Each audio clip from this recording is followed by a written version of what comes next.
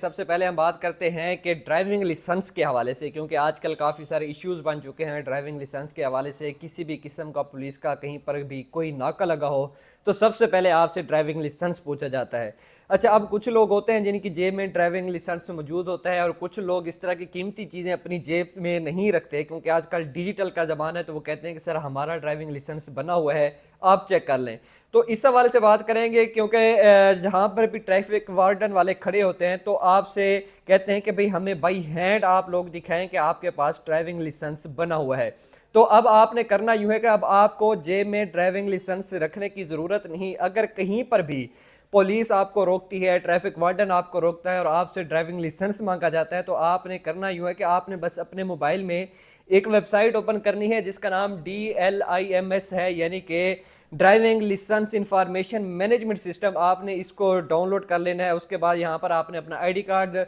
Number دینا ہے یا ڈیٹ آف برتھ دینی ہے۔ اس کے بعد آپ کو آپ کا ای لائسنس شو ہو جائے گا، اس کو آپ نے سیو کر لینا ہے اپنے موبائل میں۔ اور اس کے بعد اگر کہیں پر بھی آپ کو پولیس روکتی ہے، ٹریفک وارڈن والا روکتا ہے یا ٹریفک پولیس کے اہلکار کہیں پر بھی آپ کو روک کے آپ سے ڈرائیونگ لائسنس مانگتے ہیں، تو آپ کو اوریجنل ڈرائیونگ لائسنس دینے کی ضرورت نہیں، بلکہ آپ نے اپنے موبائل سے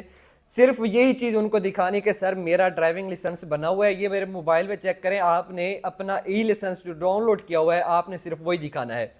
اس کے بعد ایک اور طریقہ کار بھی ہے کہ اگر آپ کو کہیں پر روکا جاتا ہے اور آپ ان کو اپنا اوریجنل ڈرائیونگ لائسنس نہیں دینا چاہتے، کیونکہ پاکستان کے اندر کرائم کی شرح کافی زیادہ ہے، تو ہو سکتے کہیں پر چوری ڈکیتی ہو، آپ کا پرس آپ سے چھین لیا جائے، تو یہ ساری آئی ڈی کارڈ یہ چیزیں ساری ساتھ چلی جاتی ہیں، تو ان کو بار بار بنوانا بھی مشکل بن جاتا ہے پاکستان کے اندر۔ تو آپ نے یہی ای جو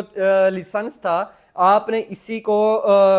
فریم کو باہر نکلوانا ہے، یعنی کہ اس کی تصویر نکلوا لینی ہے، باہر سے پرنٹ نکلوانا ہے، اور اس کارڈ کو جو باہر نکلے گا ای لائسنس کا، آپ نے اس کو لیمینیشن کروا کر آپ وہ اپنی جیب میں بھی رکھ سکتے ہیں۔ اگر آپ سے کہیں پر مانگا جاتا ہے تو آپ یہ ان کو نکال کے دکھا دیں، سر میرا ڈرائیونگ لائسنس بنا ہوا ہے۔ تو آپ کو ٹریفک وارڈن بالکل بھی وہاں پر یہ نہیں کہے گا کہ بھئی ہمیں اوریجنل ڈرائیونگ لائسنس دیں۔ اگر تو آپ کو ضد کرتا ہے تو آپ نے فوراً شکایت کرنی ہے، ان کی ویڈیو بنانی ہے۔ سوشل میڈیا والا ہتھیار آپ لوگوں کے پاس ہمیشہ طور پر ہوتا ہے کہ ہم سے یہ ڈرائیونگ لائسنس مانگ رہے ہیں اوریجنل والا، کہ حالانکہ آج کل ڈیجیٹل کا زمانہ ہے، ہر چیز آپ کے آئی ڈی کارڈ کے ذریعے شو ہو جاتی ہے۔ کوئی ایسی چیز نہیں جو آپ کے کارڈ کے آپ کے آئی ڈی کارڈ کے نمبر سے چھپی ہو، ہر چیز شو ہو جاتی ہے۔ اس کے بعد ہم بات کرتے ہیں جو دوسرا ہمارا مین ٹاپک تھا لوکل ٹرانسپورٹ کے حوالے سے، یا پھر جتنے بھی بڑے بڑے پاکستان کے اندر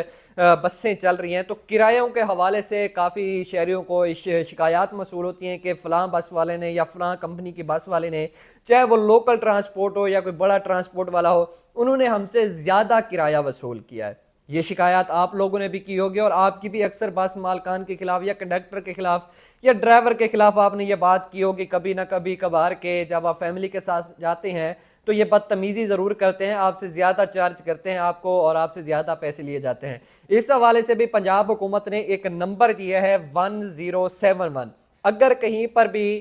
چاہے وہ لوکل ٹرانسپورٹ ہے، اے سی ہے، نان اے سی ہے، آپ نیشنل روڈ پہ ہیں یا لوکل روڈ پہ ہیں، چھوٹی گاڑی ہے، بڑی گاڑی ہے، رکشہ ہے، ویگن ہے، رینٹ پہ کار ہے، اگر کہیں پر بھی آپ سے کوئی بھی زیادہ کرایہ چارج کرتا ہے،